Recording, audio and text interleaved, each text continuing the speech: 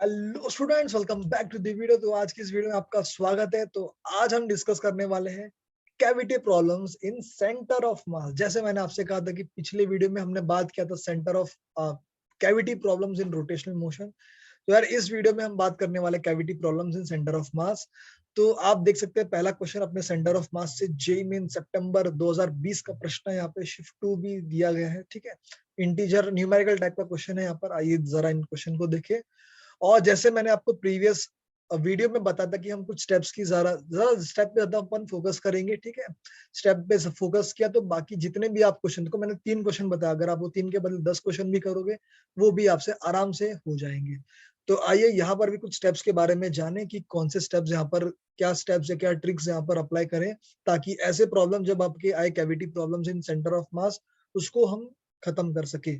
ठीक, डिस्कस करें अपने सबसे पहले फिजिक्स एंड मिनट्स का प्रॉब्लम। ये देखिए क्वेश्चन यहाँ पर क्या रहा है आपका, a square shape hole of a side L which is a/2। ये होल सबसे पहले तो देखो ये आपका एक कंप्लीट डिस्क है। ये disc, this is an complete disc. ठीक, इस कंप्लीट डिस्क में मैंने एक स्क्वायर होल फॉर्म कर दिया, राइट और क्वेश्चन में ये बोल रहा है कि centre distance of the centre of mass of the remaining portion है आपका -a/x। तो यार x का नियरेस्ट इंटीजर बताना है, दैट्स इट। सेंटर ऑफ मास का तो प्रॉब्लम बहुत बहुत ज्यादा आसान होता है। ठीक, तो फॉर्मूला यहाँ पर हम बताने से पहले मतलब स्टेप्स पहले बता देता हूँ आपको। स्टेप 1 क्या करना है। स्टेप 1, जब हम सेंटर ऑफ मास का फॉर्मूला यूज जब हम क्वेश्चन सॉल्व करें तो आपका स्टेप 1 ये होना चाहिए कि आपको यार फॉर्मूला बेसिक वाला पता होना चाहिए। कौन सा? RCOM, यानी कि आपका है उसको पोजीशन ऑफ सेंटर ऑफ मास कितना होता है ये आपका m1r1 plus m2r2 divide by m1 plus m2। ये यार आपको पता होना चाहिए। अब यहाँ पर अगर हम बात करें, जब आपका रिमूव पोर्शन की बात चले यानी कि कोई सेक्शन को रिमूव कर लिया ना, तो रिमूव के वक्त आपको हमेशा ध्यान रखना है कि हम मास के आगे माइनस का साइन डालेंगे। ठीक है, तो जब मैं रिमूव की बात करूं ना, रिमूव वर्ड, कुछ पार्ट को अपन अगर रिमूव करेंगे तो इधर आएगा आपका m1r1, ये माइनस हो जाएगा क्योंकि रिमूव कर रहे हैं ना, तो सब्ट्रैक्शन यहाँ पर आएगा। ठीक, तो ये बात आपको ध्यान रखना है। This is our step, right. Step 1 clear हो गया, बहुत शानदार। अब आगे बढ़ते अपने स्टेप 2 की तरफ। स्टेप 2 स्टेप 2 में क्या रहेगा, सबसे पहले पहचानिए ये क्या है। सर ये डिस्क है, जैसे रोटेशनल मोशन में किया था। डिस्क है तो क्या यूज करेंगे, सरफेस मास डेंसिटी यूज करना, बढ़िया। सरफेस मास डेंसिटी होता है मास अपॉन एरिया, दैट्स इट। ठीक, तो यहाँ पर भी सरफेस मास डेंसिटी का यूज होगा। पूरे डिस्क का मास है m, और जो हमारा डिस्क का रेडियस रहेगा वो है a, यानी कि इधर आएगा πa²। इधर मैं लिखूंगा। अब ये जो हमारा कैविटी दिख रहा है, कैविटी, इसका मास निकालते हैं। इसका मास कितना होगा आपका, small m divide by area of a square. Area of square कितना होगा, एरिया ऑफ स्क्वायर होगा आपका l², यानी कि a²/4 होगा। a² से a² गया, so small m will be capital m/4। बस ये हो गया आपका स्टेप 2। अब स्टेप 3 की बातें कर लें। स्टेप 3 को कैसे करें। स्टेप 3 भी बहुत आसान है यार, ज्यादा कुछ उतना उथल पुथल करने की जरूरत बिल्कुल भी नहीं है। m1 निकाला, ठीक, तो यहाँ पर आप ये अब अज्यूम करिए कि इस पूरे सिस्टम का, ठीक, पूरे सिस्टम का सेंटर ऑफ मास यहाँ पर लाई कर रहा है पॉइंट ओ पे। अभी कैविटी की पहले की बात कर रहा हूँ, राइट, ऑफ कोर्स ओ पे लाई करेगा यहाँ पे। अब मैं ओ को ना ओरिजिन कंसीडर करूंगा, तो ये बात आपको ध्यान रखना है हमेशा। ये हमेशा आपको फॉलो करना है कि consider at point O as origin. ठीक है, ये हमारा रेफरेंस पॉइंट है। तो जहां भी सेंटर ऑफ मास शिफ्ट होगा तो अपने को पता चलेगा, हाँ कितने से शिफ्ट हुआ, टूवर्ड्स लेफ्ट शिफ्ट हुआ कि टूवर्ड्स राइट शिफ्ट हुआ, सब पता चलेगा।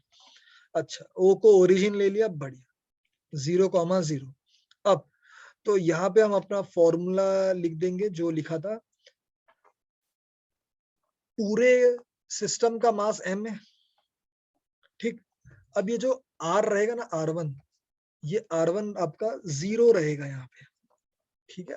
मास अगर हम बात करें पूरे सिस्टम की, पूरे सिस्टम का मास आपका सेंटर पे लाई कर रहा है, ठीक है।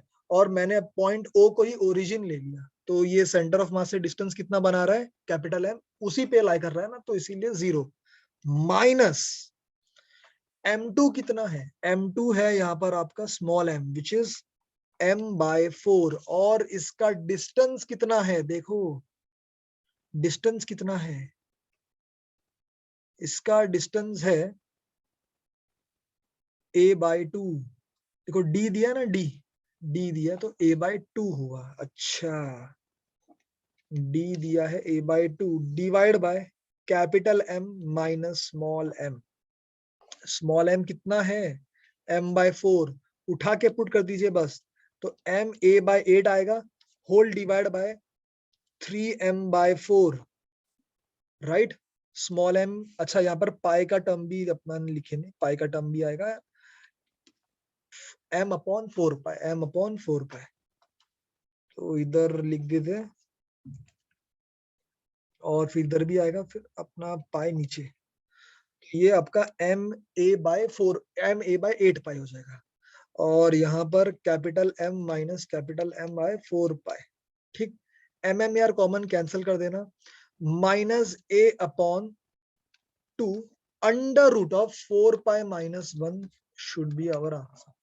देख लो यार, क्रॉस मल्टीप्लाई करना है, mm कॉमन कैंसिल किया मैंने, फिर 4 पाई माइनस 1 डिवाइड बाय 4 पाई, ऊपर 8 पाई था, नीचे 4 पाई, कैंसिल होके 2 आया। अब इसको सॉल्व करो और देखो ये x का वैल्यू कितना होगा। देखो माइनस साइन रिप्रेजेंट कर रहा है कि अपन ने रिमूव किया है, ठीक है, तो देख के डरना मत। पहले 2 इंटू 4 पाई, देखो 4 पाई बोला है ना, पाई 4 पाई कितना होगा, 4 इंटू 3.142, और ये 4 से अगर मैं मल्टीप्लाई करता हूँ तो 12.56 आएगा, 12.56 माइनस 1 किया तो 11.56 आया। 11.56 को मैं अगर 2 से मल्टीप्लाई करता हूँ तो देखो 11 2 से 22 होता है, तो ये 23.1 समथिंग आएगा। नियरेस्ट इंटीजर बोला है तो आंसर शुड बी 23, ठीक। तो यहाँ पर तो अपना 3 स्टेप में ये आंसर आ गया। स्टेप 1 आपको फॉर्मूला यूज करना है, m1r1 plus m2r2 divide by m1 plus m2, remove है तो माइनस m2 जरूर यूज करें। स्टेप 2 में क्या, सरफेस मास डेंसिटी कॉन्सेप्ट लगाए। स्टेप 3 में क्या करना है आपको, स्टेप 3 में आपको बस सिंपल सा कैलकुलेशन करना है, एंड r1 की जगह पे 0 पुट करना है, क्योंकि हमने अभी जैसे आपको बताया पूरे सिस्टम को मैंने यहाँ पे ये कंसिडर किया कि जो उसका पॉइंट ओ है पॉइंट ओ है वो ओरिजिन पर अप्लाई कर रहा है, और फिर भाई डिस्टेंस फ्रॉम ओरिजिन मतलब सेंटर ऑफ मास से आपका डिस्टेंस कितना हो जाएगा, यहाँ पे 0 हो जाएगा, ओरिजिन तक का डिस्टेंस 0 है, उसी पे अप्लाई कर रहे हैं ना, इसीलिए। और बाकी हम देखें तो जो आपका ये होल बनाया गया था, होल का सेंटर था यहाँ पे, और वहां से सेंटर टू सेंटर तक का डिस्टेंस है कितना, डी जितना है, और वो डी की वैल्यू कितनी है, a/2 है, हाँ कि ना, बस। तो इसी तरह हमने इस प्रश्न को कर दिया सॉल्व यहाँ पर। अब आगे बढ़ते हैं अपने अगले क्वेश्चन की तरफ। ये रहा आपका अगला क्वेश्चन। सेकंड क्वेश्चन बहुत आसान, बहुत हलवा क्वेश्चन मैं बोलूंगा इसको। Circular disc of radius r is remove from the bigger circular disc of radius 2r। सबसे पहले एक सुंदर सा डायग्राम बना दो। ये हमारा सर्कल हो गया, ठीक। ये सर्कल का ना रेडियस 2r है, और उस 2r में से मैंने 2r में से मैंने रेडियस r को रिमूव किया, रेडियस r को रिमूव किया, यानी कि सर्कुलर डिस्क का जिसका रेडियस 2r है, ये पूरा 2r हो गया, यानी कि मैंने इतने पोर्शन को, इसको जरा पेन चेंज करते हैं, हाँ अब ये दिख रहा है, ये r हो गया, तो मैंने इतने पोर्शन को रिमूव किया, राइट। तो ये पोर्शन का सबसे पहले अपना स्टेप 1 क्या रहेगा, स्टेप 1 रहेगा फॉर्मूला लिखो, ठीक, हाँ फॉर्मूला लिख देते हैं। फॉर्मूला रहेगा m1r1, मैं माइनस के साथ लिख रहा हूँ, रिमूव पोर्शन की वजह से अपने को सेंटर ऑफ मास निकाल, देखो centre of mass of new disc alpha into R आएगा from the centre of the bigger disc, ठीक, divide by m1 minus m2 आएगा, राइट। अब स्टेप 1 हो गया हमारा। स्टेप 2 की बात कर रहे हैं। स्टेप 2 की अगर हम बात करें तो सरफेस मास डेंसिटी कॉन्सेप्ट आएगा। सरफेस मास डेंसिटी क्या कहता है यहाँ पे, कि sigma equals to mass upon area. अब पूरे डिस्क का मास है m, उसका एरिया है पाई आर स्क्वायर, तो जो कैविटी वाला पार्ट है उसका एरिया निकल, अच्छा उसका एरिया आपका रहेगा 4 पाई आर स्क्वायर ना, क्योंकि रेडियस 2r है तो 4 पाई आर स्क्वायर रहेगा।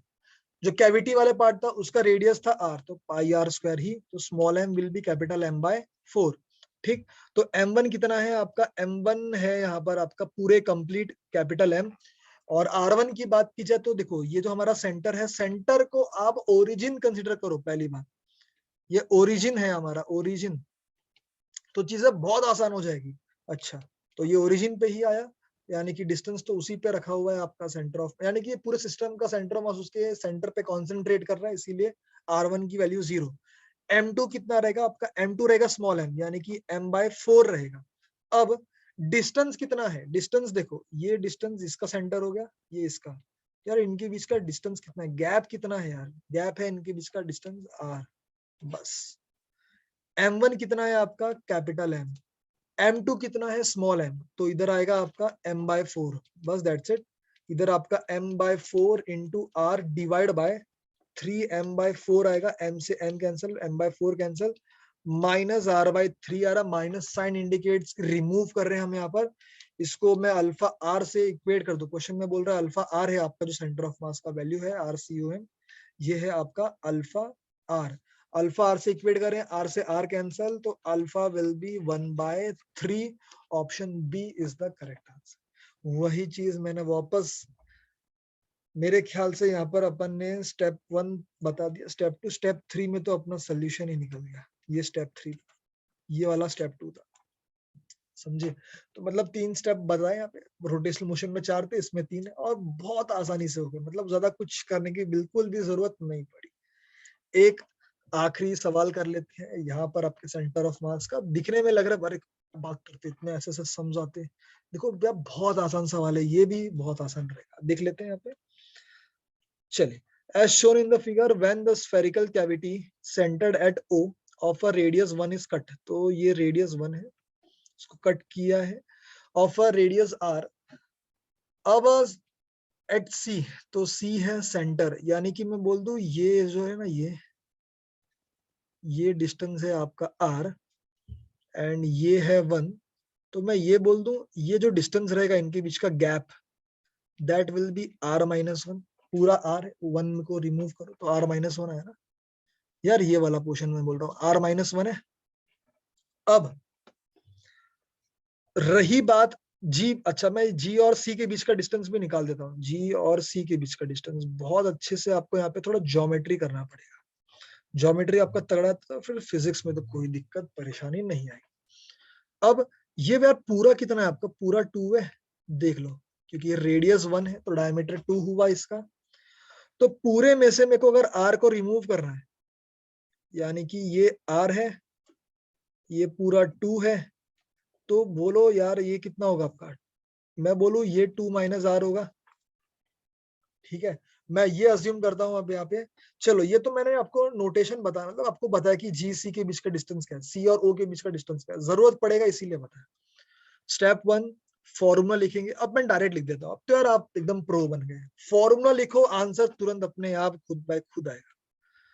इधर मैं लिखूंगा m1 r1 minus m2 r2 minus Q है, इसका सिग्निफिकेंस आपको मैंने बता दिया है। पूरे कैविटी का मास कितना है, पूरे कैविटी का मास, कैविटी की मैं बात नहीं करता हूँ, पूरे डिस्क का मास है आपका, अच्छा यहाँ पे स्फीयर लिया, बहुत बढ़िया। एक ऐसा क्वेश्चन देखने को मिला यहाँ पे स्फीयर लिया, तो बहुत अच्छा मजा आ जाएगा आपको, क्योंकि अपन ने जितने भी क्वेश्चन तो डिस्कस किए सब में यार आपका क्या क्या था, डिस्क था, ठीक, इसमें आपका स्फीयर है। अब देखते हैं,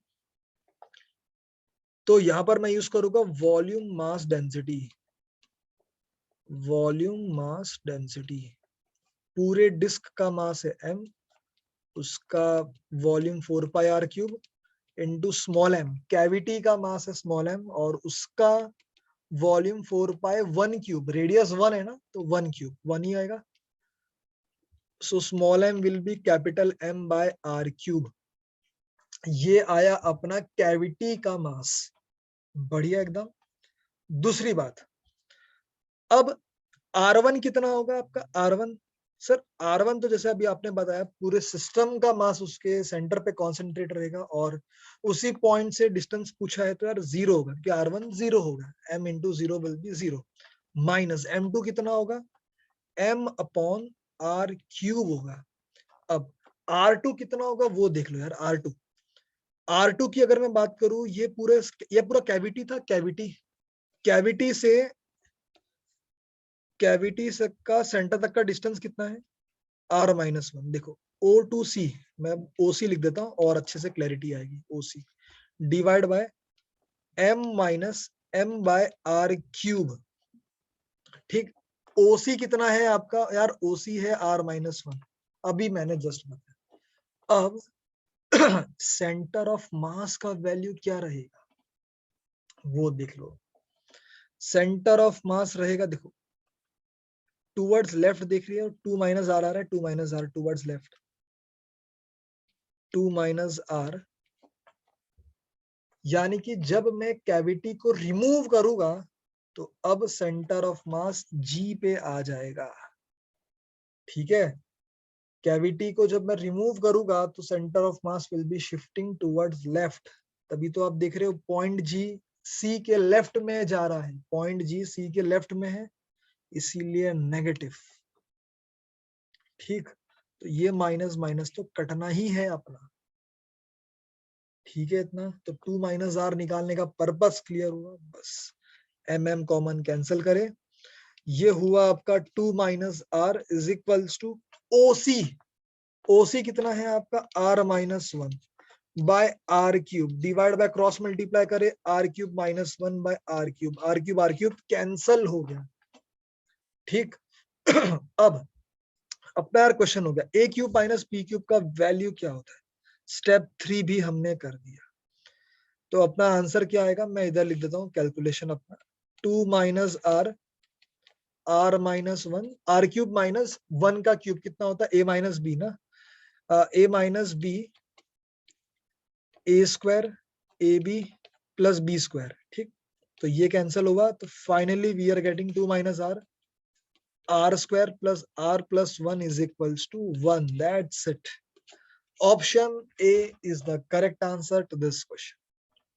ये भी बहुत ही आसानी से हमने क्रैक कर दिया इस क्वेश्चन को भी।